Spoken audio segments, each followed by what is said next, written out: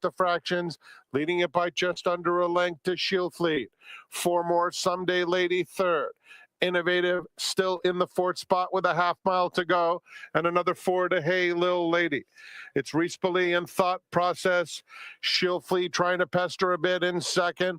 Now hard ridden to try and keep pace with the odds on choice. A gap of 6. Innovative takes third outside Someday Lady and Hey Lil Lady. 1/4 mile to go, and Thought Process doing it beautifully on the front end. Opens up 2 on Shield Fleet second, then Innovative third. Coming to the 8th pole, and Thought Process is long gone. Thought Process clear by 7 lengths now. Innovative is trying to get into second on the outside, but it was a 1-horse race on paper and in reality. Thought Process cruises, wins it by 6. Second is a very close photo between Innovative and Hey Little Lady.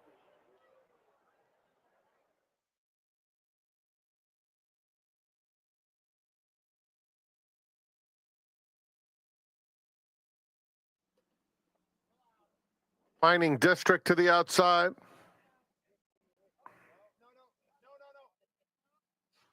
And they're off. Mining District and Run Carry, the first 2 out. Here's Disobey with his natural early speed coming through inside the GM. Wind Ribbon is at the back. 4 lengths covers the field. And it is Mining District to the 5/8 pole, narrowly in front. Run Carry 1 from the outside, now going to the extreme outside. And the GM is 1 from the rail. Disobey down on the fence. Another 2 back to Wind Ribbon. Still a very compact group. Less than a half mile to go. It's Mining District pressed by Run Carry, who's a head back second. 2 more, Disobey the GM stride for stride. Another couple back to Wind Ribbon, less than 3 furlongs out. Mining District and Run Carrier midway on the far turn together. The GM is third. Now Wind Ribbon inches up outside Disobey as the GM makes a move on the outside. A 1/4 mile to go. Mining District in front. The GM on the outside. Run Carry is in between them. Disobey and Wind Ribbon. 1 furlong left for Mining District. Still holding on to it. 2. Make it 3-length lead. The GM has moved clearly into second. It's Mining District. Too strong. Mining District, much the best. Wins by 3.5 over the GM. Third to Run Carry, then Wind Ribbon.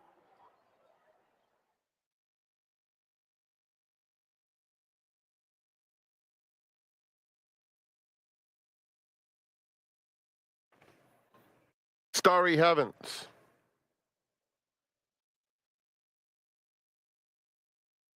And they're off in the Possibly Perfect. It was a very smooth beginning for all. And Kentucky Gal takes the initiative. Starry Heavens comes away in good order.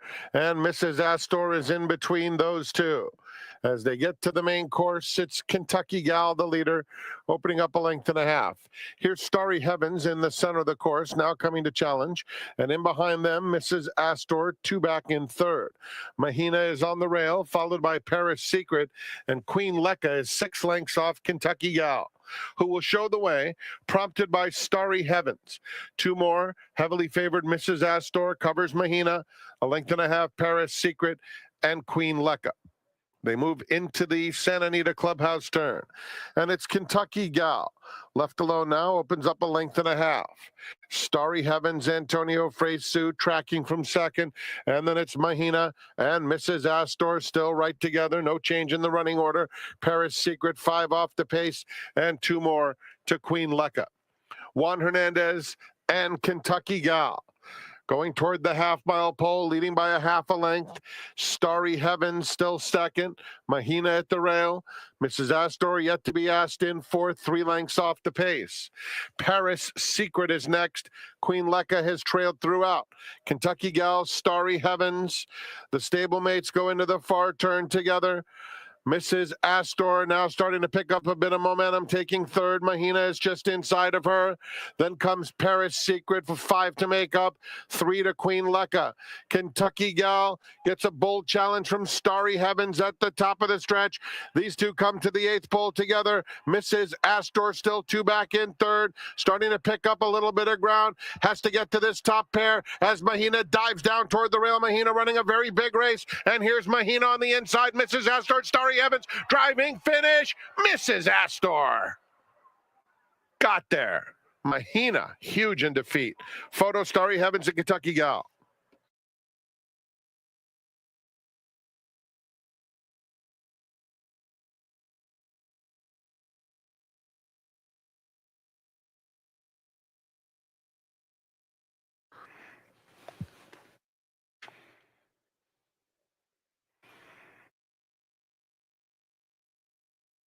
In the gate. And they're off. Drew Liner was off slowly. It is a quick beginning for My Love Caroline along the inside. Final Table Lady is a bit quicker and takes the lead. Tammy Baby is up and on the pace, just off them in third. That Ain't Right is closer today, 4 lengths off the lead. It's then a gap of 4 back to 80s outside of Priscilla. They're followed by Salty Sally on the far turn, who has 12 or 15 to make up. My Cat in the Yellow is starting to pick up some momentum, a big distance to Joyriding and Drew Liner. They have a quarter of a mile to go. My Love Caroline and Final Table Lady going at it, and Tammy Baby is coming after them on the outside. There's an eighth of a mile to go, and My Love Caroline takes the lead. Tammy Baby in the center of the track, and in between them, Final Table Lady coming to the 16th pole. My Love Caroline by 2.5. Tammy Baby trying hard, but it will be My Love Caroline to win it by almost 4 lengths. Tammy Baby second. What a late kick from Drew Liner, who's in a photo for third with Final Table Lady.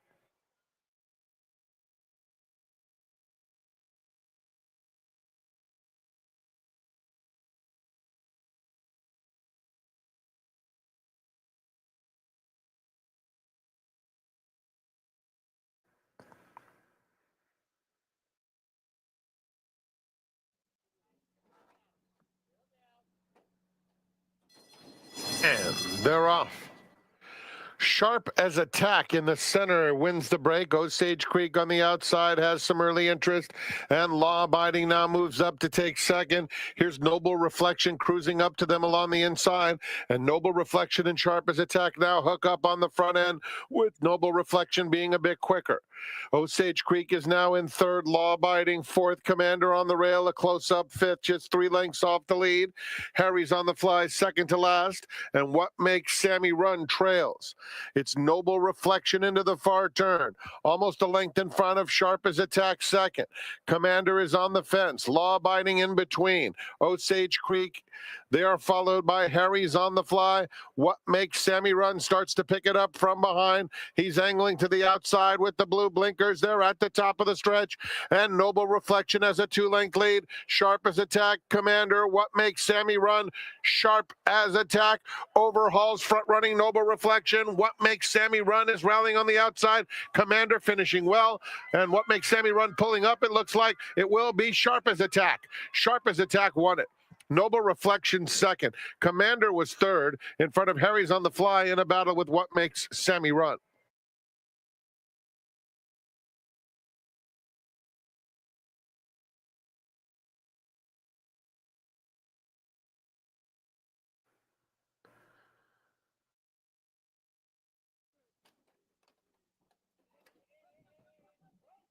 That is Poor Connection, very restless.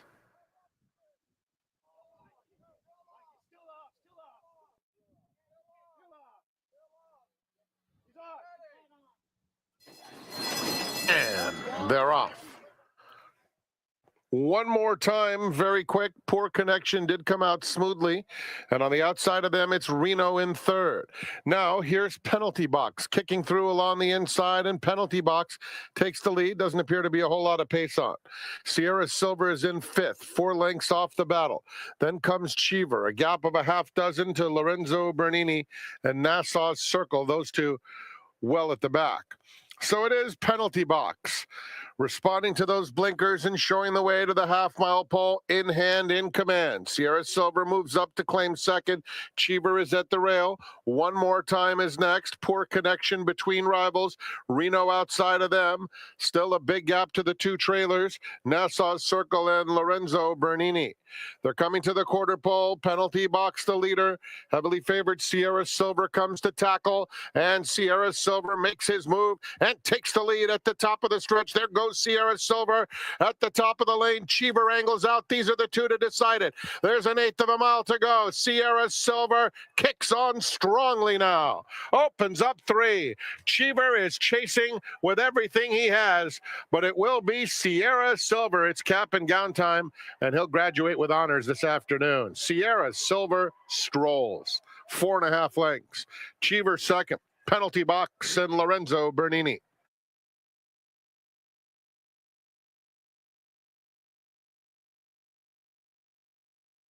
Hot.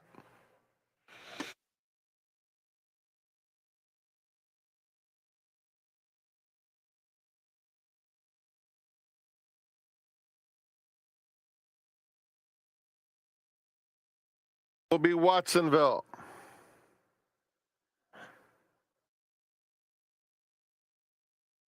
And they're off in the Daytona. And it's a very even start. Goliad, as usual, is out very quickly. Lovesick Blues came away in good order, and Air Force Red, showing his natural early foot, takes third.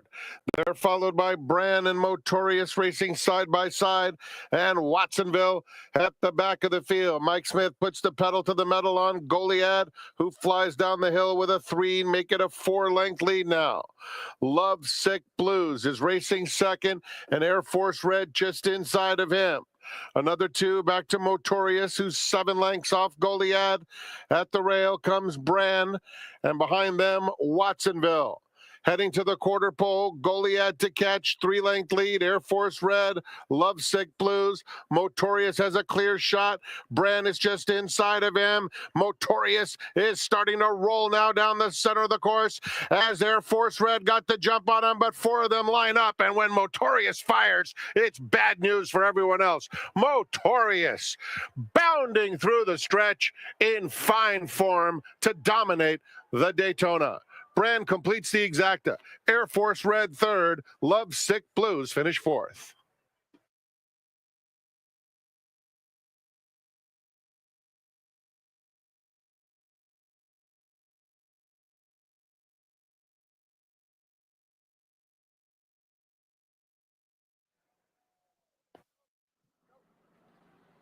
You're in the gate. Movement from American Empire. Now another one on the outside. And they're off. Chief Jackson is going out for the early lead. Big Bet has speed. Here's Royster coming through on the inside, and 10-ton getting to the front. In behind them, American Empire is fourth in the early going, and Devil in the Bluegrass comes through to take fifth. Another 2 back to Upstart Yankee, who is racing 2 clear of Mischief's Thirsty. Brother O'Brien had a very awkward start and is now second to last, and 2 in front of J.B. Books. The favorite is some 10 or 12 off front-running Royster, who is prompted by Chief Jackson ahead back second. 2 more lengths, Devil in the Bluegrass advancing along the rail. Big Bet between, and American Empire is outside of them, 3 lengths off the lead. It's a gap of 4 back to Upstart Yankee. Then comes Brother O'Brien. J.B. Books out of last in front of Mischief's Thirsty. They move into the far turn, and it is Chief Jackson who goes on now. Chief Jackson has built up a 3-length lead. Royster is dropping right out of it. Taking second, Devil in the Bluegrass. American Empire is in third. J.B. Books is now starting to make a nice run. And here's J.B. Books, seemingly confident handling here. Going to go 5 wide, too, to try and come after Chief Jackson at the top of the stretch. It's Chief Jackson. J.B. Books puts his head down and is eating up the ground with each and every stride. Just shown the whip and waves goodbye. J.B. JB Books from last to first will open up with every stride under Giovanni Franco. JB Books by 3.5. Devil in the Bluegrass second. It's a photo for third between Chief Jackson and Brother O'Brien.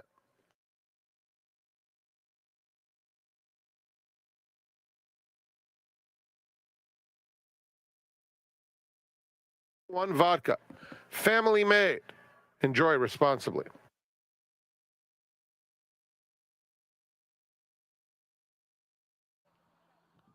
Going in. In the gate. And they're off. Ride Gold is going straight to the front. Hello, Kiddo. Kiddo has speed. Here's Ride Elbow Ranch now rushing up right after Ride Gold. Wildcat Dancing is in the mix early. Severe Clear, understandably, has to go very wide into the first turn. Just in behind them, it's Strawberry Tizzy, who's racing in between horses, about 5 lengths off the lead. The gray on the inside is Royal Dusty. California Rocks with the red blinkers has 6 or 7 lengths to make up. It's a gap of 3 to the first-time starter, Pure Chaos. Perfection is 2 lengths in behind her. Down at the rail, it's Turkey Bird, and Gioro is more than 15 lengths off the pace. Hello, Kiddo. Kiddo shows the way over Ride Elbow Ranch. They're 1-2 heading to the half-mile pole. Ride Gold getting a smooth journey along the inside third. Severe Clear races on the outside of Wildcat Dancing. Then comes Royal Dusty. California Rocks is trying to get involved, moving up in between horses to be within 5 of the pacemaker. Another 2 to Strawberry Tizzy, racing on the inside of Perfection. Outside of them, Pure Chaos, launching a bit of a bid with 10 to make up at the quarter pole. Hello, Kiddo. Kiddo is headed by Ride Elbow Ranch at the top of the stretch. Ride Gold is in behind them. California Rocks continues to make headway in with a shot with those red blinkers. They're inside the final 1/8 of a mile. Hello, Kiddo. Kiddo. California Rocks takes off, and California Rocks, another for Jose Valdivia Jr., wins it going away. Hello, Kiddo. Kiddo was second. Right Elbow Ranch third. Then came Ride Gold, and Perfection was trying to get a piece of it late.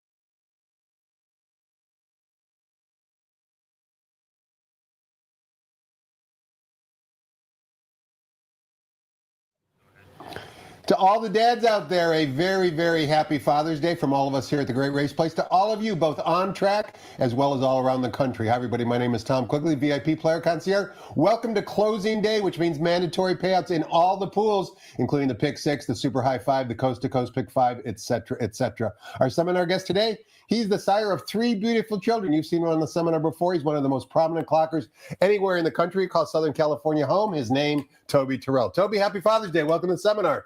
Thank you very much. And first off, same to everybody out there, all the fathers out there watching. And, special day. And, 3 beautiful kids, just blessed to no end. In fact, because I had a horse racing theme, my wife, ex-wife, knew it at the time. We played Run for the Roses at our wedding. And our birth announcements, when we had the 3rd child, just said we just won the Triple Crown.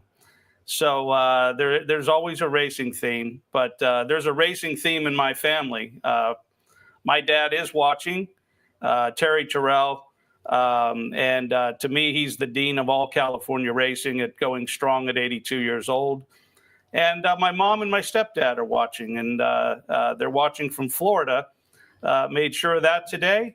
And my mom is the Bedecker side of the family, so if anybody's bred for this game, it's me. And Father's Day is a beautiful day, just like Mother's Day, Toby. Every day should be Mother's Day and Father's Day for the sacrifices they make for the children. I know you've done that. Your parents have done that. Your grandparents have done that. And as a result, you're a legend in the game as well. Well, it's just been a sheer blessing. The miracle is I never could have did what I had done raising the kids. They're 33, 30, and 22 now. I live across the street from the tracks, both of them. I don't know how I did it. But you did it, and you're here. Didn't think about it. That's probably out. And Father's Day was not a day off for you. You've been out here bright and early this morning clocking horses. A, how many horses worked this morning? B, were there any workers that maybe caught your eye? We had a nice, healthy work tab, 210 horses today, and a couple of Phil D'Amato runners really stepped up, and get used to that, of course, with Del Mar around the corner. But a horse named I Scream, You Scream, who got all the headlines last summer at Del Mar, I'll tell you what, he worked absolutely sensational. He was given a bullet that doesn't tell the story. I had him in 46-1. They gave him 47 flat. He was under a stranglehold and looked like just any kind of horse. Very exciting for Little Red Feather there and all of the people involved with that horse. But Phil also has a 3-year-old Calbred named Speedy Wilson that was last seen at Del Mar. And this horse worked with Ironman Cal and One Magic Filly, 2 dynamite workhorses, and actually looked every bit as good as they did. And it's all part of that science of the workouts. It's not just the workouts, it's what's going on all around them. So, very exciting morning out here today. Phil D'Amato has been running races in bunches right here at the current Hollywood Spring Meet at Santa Anita. You would think that would maybe make his stable regress a little bit going into Del Mar, because it's so hard to keep all the horses in form and running continuously. From the sounds of what you just described, Toby, it sounds like Phil's in line for a big Del Mar. Oh, he is. There's no question about that. And he, I believe, has read it like 20 horses in this closing week. No, there will be an onslaught of a lot of new faces, a lot of new turf horses. You can bet on that. I'm going to test your memory, Toby, because Bob Baffert, we talked about this last time you were on the seminar a couple of weeks ago. Of course, a lot of his 2-year-olds are debuting. He had a spectacular 2-year-old filly debut on Thursday who broke from the rail, which I thought was the most impressive 2-year-old maiden race of the meet so far. Are there any Bob Baffert runners either coming up at Los Alamitos or early Del Mar that are ready to run that have caught your eye? Well, first of all, the filly. You could put a circle around her for maybe the Breeders' Cup right now. What certainly the Sereno is within range. I mean, that was nothing short of phenomenal. The thing about her is she's got it all. I mean, she's bred to be a champion. She showed tactics down on the rail with an acceleration and speed. I mean, she's got it all. She sure does. Exciting times for sure. What about Los Alamitos, Toby? A lot of times the races there don't maybe fill as big of a field as we'd like it to, but any Los Al specialists that come to mind that maybe we should be on the lookout for the next 3 weeks? Well, I think Losel's actually going to have a big meet, just like we did with the influx of horses. And I know Pete Miller is a guy that I watch very closely over there. I think he gears up for Del Mar and he kind of warms up there. Other than that, Phil will win races. Jeff Mullins will win races. And we won't see, I'd say the obvious, just watch for barns that are stabled over there, and there's some sharp barns over there. There sure are, including Phil D'Amato and many, many others. Question for you, Toby. I do not know the answer to this. Hopefully you do. How long will the Santa Anita main track and training track remain open for training before they shut down for the summer? Well, Del Mar opens on the 15th. Which is just 3 or 4 days before opening day at Del Mar. Correct. It opens on Tuesday. We start, opening day is Friday. Now, I've already told a few people, and in fact, I'm asking, we normally don't have workouts here on Tuesday. If we have workouts here on Tuesday, I will stay here and sacrifice the first day down there. If we don't, then I'll pack up and leave for good on Monday. But with that short schedule, I think there might have to be some adjustments. A lot of barns might want to get those workouts in here. It's going to be interesting to see what the entry box looks like on opening day at Del Mar, which is scheduled for Friday, July 18th. We've got a dynamite 12-race card today for all the dads and all the horse players out there, filled with price opportunities. That's why we've got Toby as our seminar guest. He's going to tell us who he likes on today's 12-race card. But before we do any of that, let's toss the microphone over to track announcer Frank Miramati and get the scratches on Father's Day here at the Great Race Place.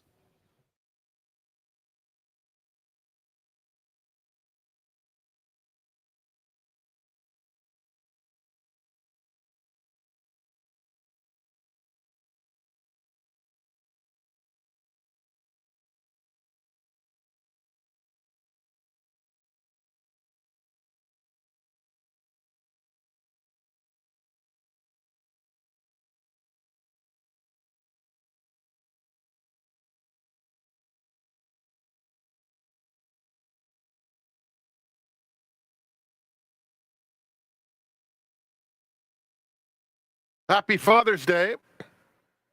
Welcome to Santa Anita Park. It's closing day of the Hollywood Meet. Mandatory payouts in all pools. The track is fast. The turf is firm. Rail on the turf at 0 feet. Here are the early changes. Race 1, number 8, Makutu, will carry 1 pound over.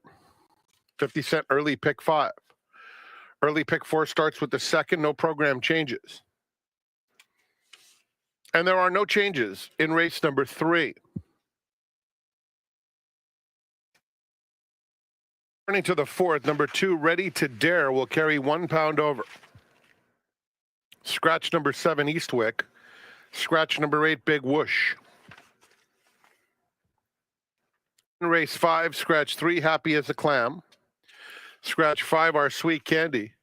And scratch number 7, No Time for Squalls. 3, 5, and 7 are out of the 5th. In the 6th race, just a blinker note, middle pick 4 wagering offered. The mandatory payout pick 6 starts with race 7. The pool will get paid out in its entirety today. Scratch number 2, Valkyrian. Note to number 8, Origami, 2 pounds over. 8th race kicks off the late pick 5. Number 3, Chase and Ryan, 1 pound over. The 9th is the San Juan Capistrano. Scratch number 2 for Arrogate. Scratch number 6, Mrs. Astor. All turf pick 3 will start with race 9 as well as the late pick 4. In the 10th, scratch number 6, Varney. Late pick 3 begins with the 10th, $5 late double, race 11. No changes. And in the 12th, with super high 5 mandatory payout. Scratch 1, Clubhouse Cutie. Scratch 3, Sally's Wish.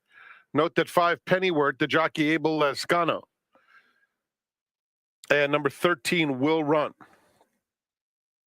Those are the changes for closing day. Enjoy your afternoon. Here at Santa Anita Park, 58 minutes to post for race 1, coast to coast pick 5. Offered on races from Gulfstream and Santa Anita, low 15% takeout. It starts today with our second race here at Santa Anita Park, 1 p.m.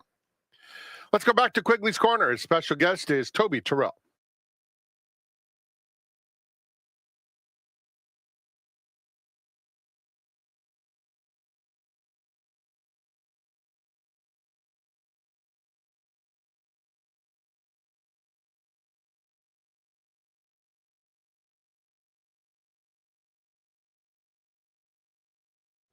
Welcome back. We're talking horse with Toby Turrell. He's the proud father of 3 beautiful children. You can also find his work on a daily basis at the website casetherace.com, where he gives you his selections for every single live race here in Southern California on a daily basis, as well as noted workouts that caught his eye on that particular card. Toby, that's why we engaged your services today to try and help us find some winners on an excellent 12-race card. Kicking it off in race number 1, which offers a 50-cent early pick 5 wagering. We're going 1 mile on the turf course. The rails today are at 0 feet. This is a race for maiden special weights. Field of 9, number 8, Makutu, is a first-time gelding, as is number 3, Prayer. Phil D'Amato trains 2 in here, including the morning line favorite, number 4, Cuban Confusion, who's 9-5 on the morning line. Before we get your thoughts on the race, Toby, you wanted to show a workout, a team workout for both Cuban Confusion and Broski, who worked in company. This was on the training track back on June 8th. This will be Broski on the outside and Cuban Confusion on the inside, courtesy of our friends at firsttv.com. Here they are. Which one did you like working out here and why?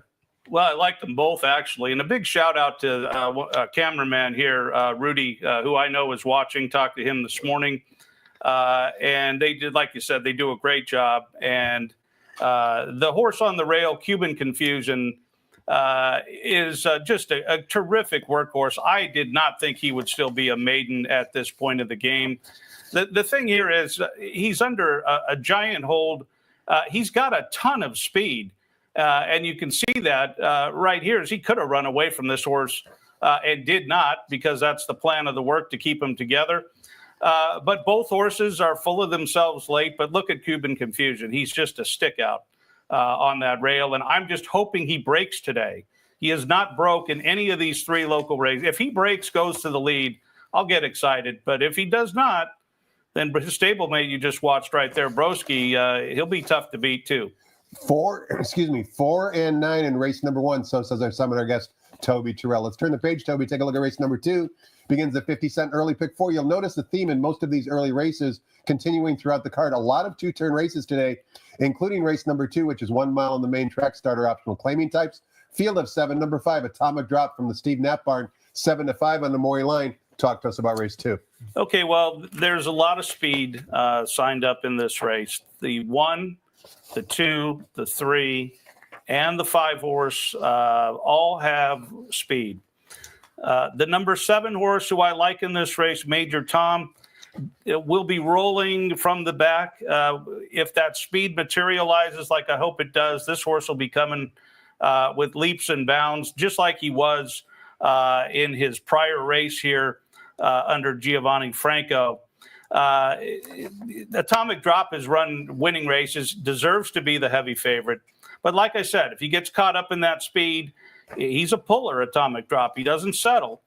So if he gets caught up in the speed and loses some energy, look for number 7, Major Tom, to come barreling down the outside of the track. He is a massive, heavy-made horse that I think is sitting on go here today. 5-1 on the morning line for Toby's top selection in race number 2, number 7, Major Tom. Race number 3, we're back on the turf course. The distance still 1 mile. For fillies and mares, non-winners of 2 races lifetime, in for a $25,000 tag.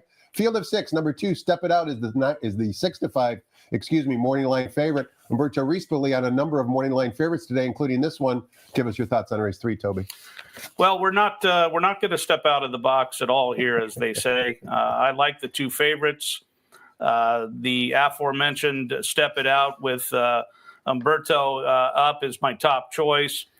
Deserves to be with her recent form. Her recent form actually makes her the heavy favorite, just as you see there at 6-5. Blue Oasis might be a danger on the lead. The turf has been playing a little bit kinder to speed of the last 2 weeks since it's gotten very hot out here.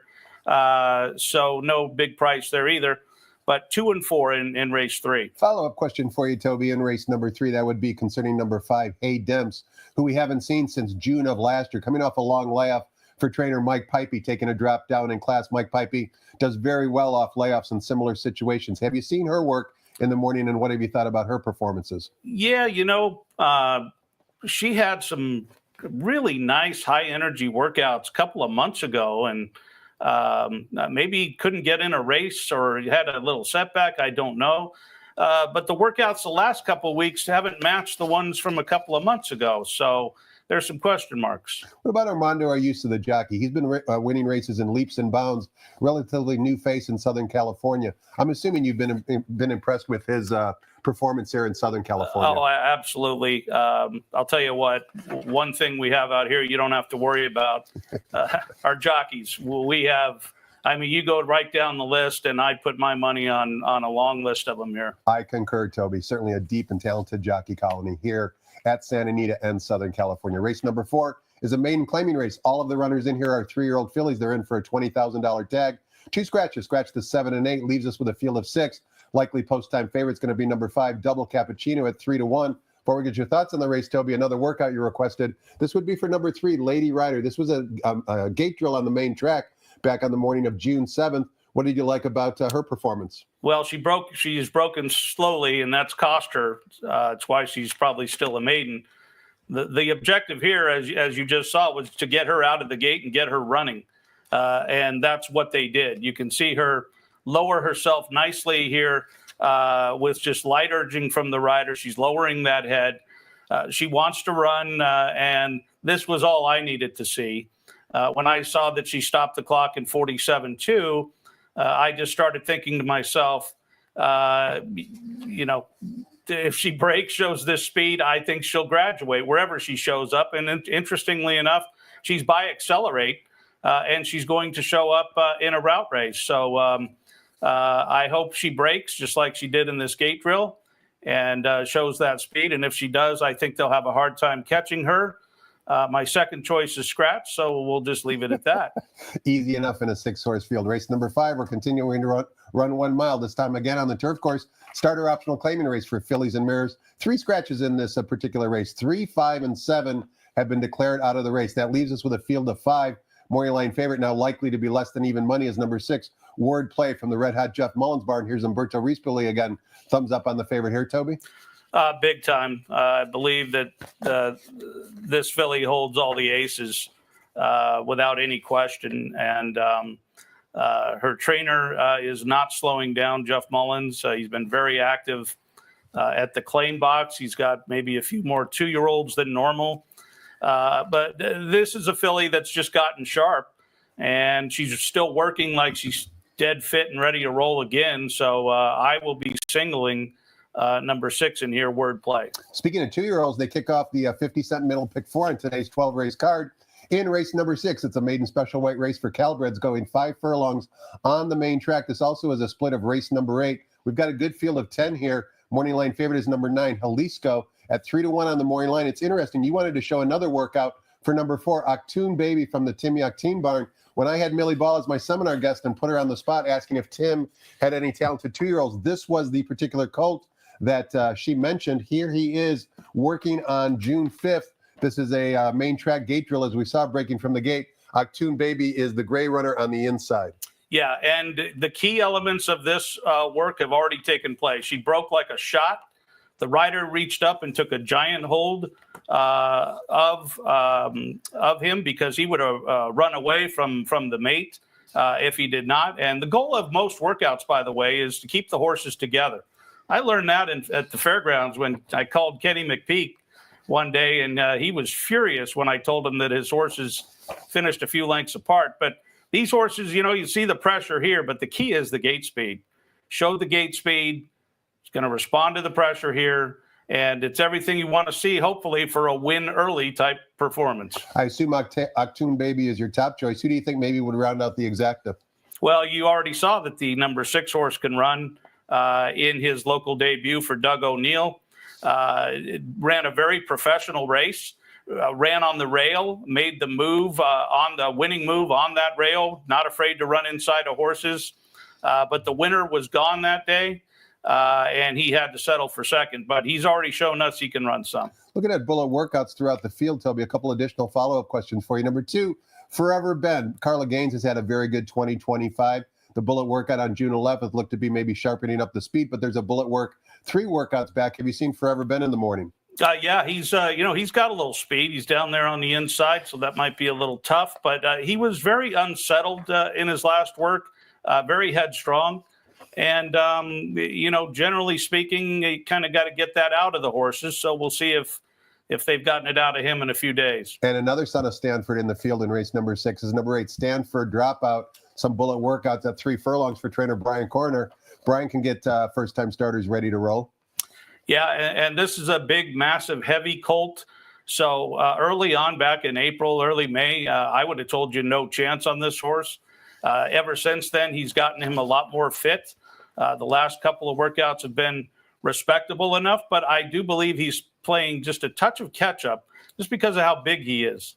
Race number 7 begins the $2 pick 6, as we've been mentioning throughout the seminar. Mandatory payout in all pools, including the $2 pick 6, which begins in race number 7. We're going 1 mile on the turf course for fillies and mares, allowance optional claiming types, non-winners of 1 other than. Scratch the 2 still leaves us with an excellent field of 10. Morning line favorite number 6, Eternal Rain from the Phil D'Amato barn at 5-2 on the morning line. Thumbs up or thumbs down on the favorite here, Toby? Well, thumbs up. Very hard to say anything but thumbs up on this filly. She's just ran in a stake race where she was overmatched, a race won by her stablemate, by the way. The turf course that day was the opposite of the way it'll be today. Now, she comes out of a common race with the long shot that I like in this race, and that's number 5, Needle Point, for Patty Gallagher. That common race I'm referring to is back way back on February 22nd. Now, Eternal Rain, I thought might have been best that day, lost a heartbreaker, but ever since then, she has done nothing wrong, and she will be tough to beat. However, if you watch the tapes on this number 5, and by the way, I know I'm a clocker per trade and all that, but the biggest weapon, I believe, in my arsenal is watching the tapes meticulously. It's just how we got last night's last winner, California Rocks. And hopefully we get another $25 winner with number 5, Needle Point, because I'll tell you what, she showed me she can run in the morning, and she's had excuses. Last time out, I know she doesn't want to sprint, so that one's easy. We'll see what happens today at a big price. There's a new face in race number 7, and it's number 8, Origami, who's been running at Gulfstream Park, although ran at Del Mar in December of last year. Now in the Doug O'Neill barn. Have you seen Origami's works in the morning? Yeah, she's a neat little filly. Very hard trying, real quick twitch type of filly. Kind of makes my gut feeling like she's sprinty. And therefore, be watching her closely today and seeing if I'm right that she ultimately wants to sprint based on her mechanics.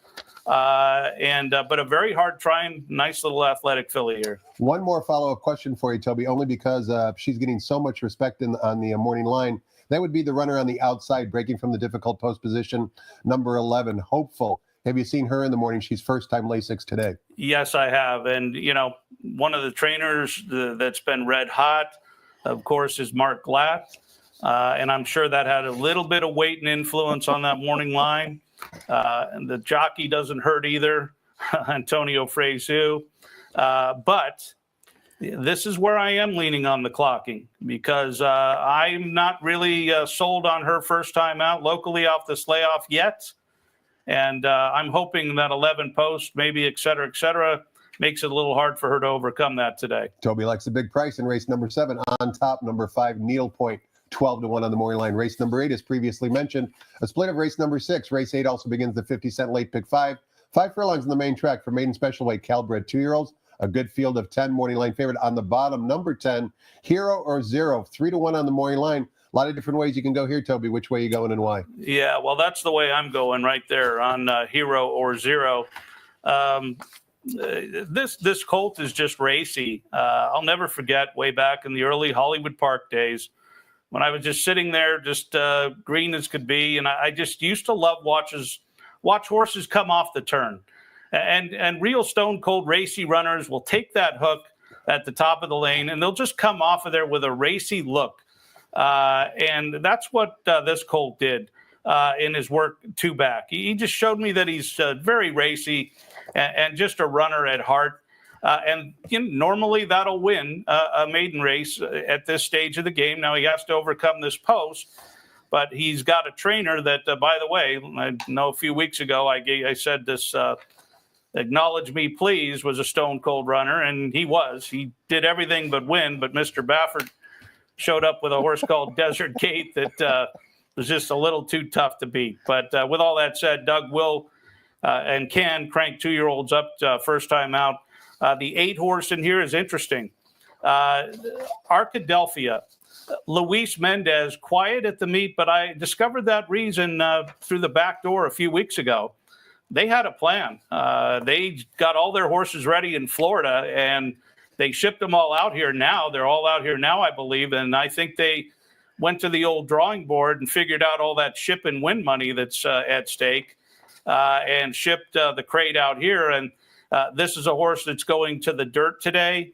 He's got that experience edge. His workout over the track was just fine, the blowout, and he's got a hustling rider we don't want to forget about in Edwin Maldonado aboard. So 6-1, not a bad price there. The experience you talked about with Arkadelphia actually came in a stakes race where the winner qualified to run in Ascot. I'm not sure if they're actually going overseas to run in that race, but certainly a good race at Gulfstream Park. And you mentioned the Ship and Win program. Horses are eligible for the Ship and Win bonus that's primarily done at Del Mar, but they can still run here at Santa Anita and get that Ship and Win money. So very cagey by trainer Luis Mendez. We would be very remiss, Toby, if we didn't mention the chances of number 5, Mulholland Drive, a son of Mo Forza. You know, a lot of the people that own that horse, they were a bit disappointed on debut, but there were some legitimate excuses.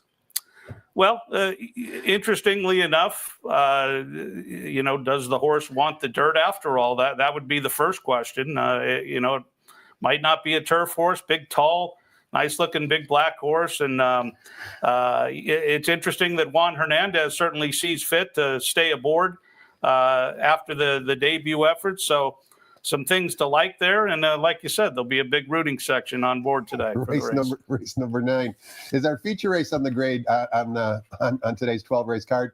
It's the long-standing traditional Grade 3 San Juan Capistrano Stakes. $100,000 guaranteed, traveling 1.75 miles on the turf course, basically starting at the top of the hill. Not quite, but nevertheless, you get the point. There are 2 scratches. They were both affiliate mare trained by Jonathan Thomas. Number 2, For Airgate has been declared out of the race. And number 6, Mrs. Astor, who won yesterday's Possibly Perfect, has been declared out of the race. Now Phil D'Amato trains the morning line favorite. In number 7, Divine Propos, who's been a bit disappointing. 3-1 originally on the morning line, likely to go lower, Toby. Give us your thoughts on race 9. Well, this is a vintage case and kind of an old school storyline here where I believe we have a beautiful they called it in the old days a lone F, and that's where you get that speed out on a lonely lead where they're very dangerous and fun to watch. And I believe that Balladeer, the 8 horse, is going to be right plumb in that category. Now, interestingly enough, the blinkers come off today, and Kent DeSormo has been aboard this horse several times since that effort in the Shoemaker, and I think he's done a great job getting this horse to settle and relax. And it's going to be fun to watch the old Hall of Famer, see if he can do it in this big closing day traditional stake race, the San Juan Capistrano that helped a lot get us all hooked on this great place and great racing, and won't be that price, but I think it'll be fun to watch indeed. The 7 is the horse to beat. For Phil D'Amato, Divine Propose. But let's go with the speed. And it's interesting, Toby, you mentioned Kent DeSormo. He's been winning races again in bunches so far in 2025. He's hitting at a 16% win clip. I know that we're all rooting for Kent because he certainly has tons of ability. Race number 10 begins a $3 late pick 3 with a reduced 15% takeout. Here we are again, 1 mile on the main track, allows optional claiming types. 9 winners of 1 other than. Scratch the 6, Varney leaves us with a field of 8. Number 7, Indispensable from the Red Hot John Sadler barn is the 8-5 morning line favorite. Who do you like and why in race 10, Toby? Well, there you go. The Red Hot John Sadler barn. Well, he's got a long shot in here, or a price, I should say. And number 2, Pony Express. Pony Express cut out to be a good stake horse, I believe, and kind of was on his way after that scintillating maiden win here a year ago, where, by the way, he crushed Indispensable in that race, interestingly enough. Now, he's grown up. He's a grand-looking colt now. Question is, does he need the race? Well, the way John Sadler's going, if you wanted to pick a barn where maybe he'd be live right off the bench, I'd have to say John Sadler be a great choice at this point. So He's got that speed. I like that aspect, breaking there from the inside. And it's a big, big scratch in here of Varney because that bothered me. I didn't know how he could shake loose of Varney. Now we don't have to worry about that. So Pony Express training with purpose. He's been a joy to watch train. He's tightened the screws on him. He's done it all to lead me to believe that he's ready to roll. So we'll go with Pony Express. Toby, we talked about Balladeer taking blinkers off in the previous race. We've got a runner like that in race number 10. Specifically, that'd be number 4, Better Than Gold, a son of Nyquist, who also was bred to be a really nice horse.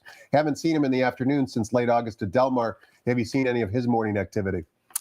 Yeah, he has been working these long workouts, several 6 furlong workouts, and earning his keep. They're running no babying. He's been working pretty fast, so he might be fit enough. But I believe he's taking on an above par type of field here today. So I do believe he's a little up against it. Race number 7 begins the final $5 late daily double of the meet with a reduced 15% ticket. And we're coming down the Hillside Turf Course. 6.5 furlongs, allowance optional claiming types, non-winners of one other than. A field of 10, number 10. Bad Uncle Barry is a first-time gelding, one of 3 in here, trained by trainer Mark Glatt. But the morning line favorite is the other Mark Glatt runner, number 5, Beef Winslow, at 5-2. The contention runs deep in this race. Talk to us.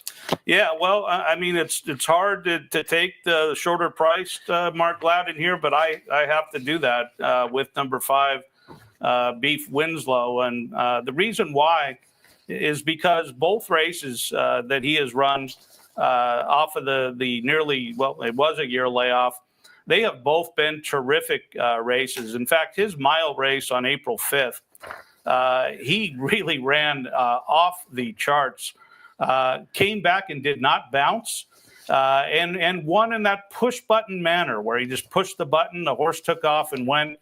I like the way he looked out of the race. He's got really nice flesh and color to him, which leads me to believe that he's going to come back and do it again. Number 8, Doncic, for all of you basketball fans out there. Genuine horse here and definitely capable of a winning race. His trainer, Vladimir Serin, had a win yesterday, pretty easy winner.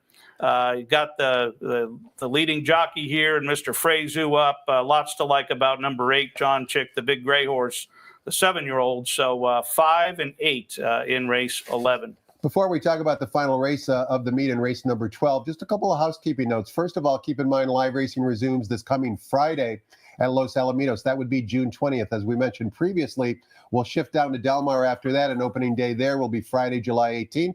And after the summer is over, we'll come back here to the great race place, God willing, on Friday, September 26th for opening day of our autumn meet. So plenty of action continues here in Southern California, although we will be bouncing from track to track. Also, just a shout out like Gino Bucola did yesterday to all the behind the scenes people who make this seminar the success that it is. There's tons of people who put in an incredible amount of effort in order for this show to basically make it happen. And I want to just acknowledge all of them, as a group, because certainly without their hardworking efforts, we could not possibly do this, including money that is spent by our parent company.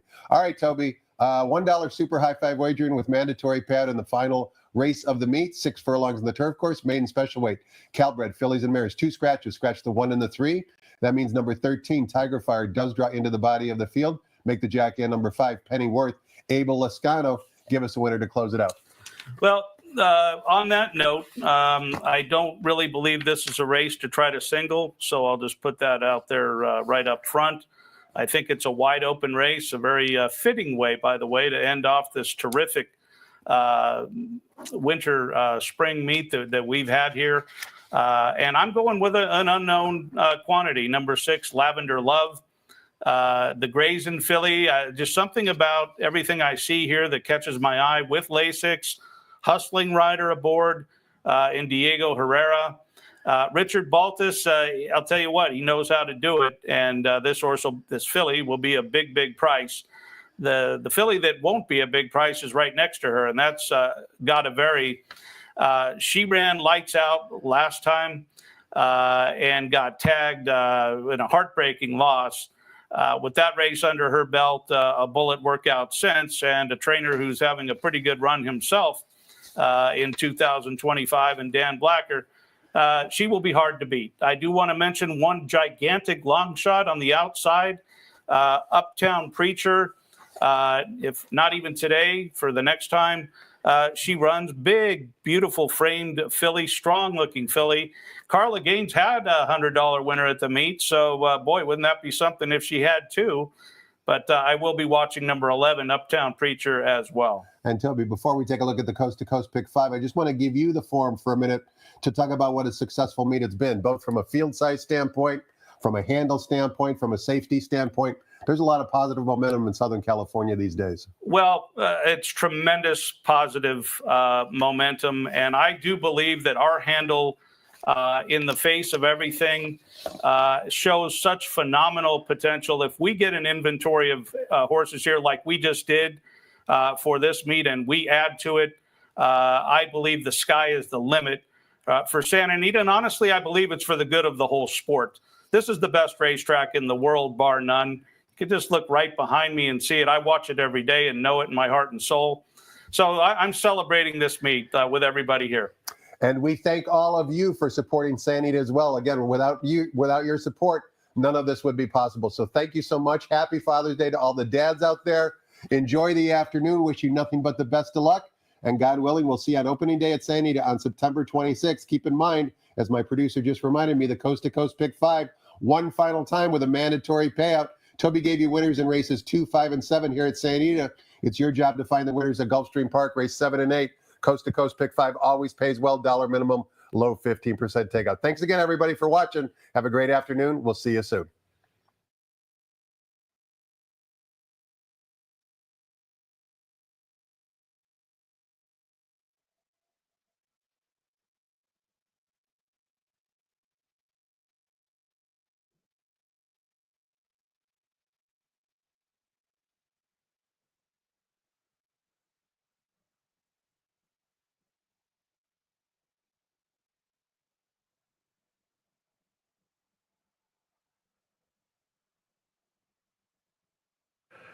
Ladies and gentlemen, at this time we direct your attention to the flagpole in the infield, as well as the winner's circle. We ask that you please rise for our national anthem, played by Rick Tyree, Forrest Powell, and Bill Frazier.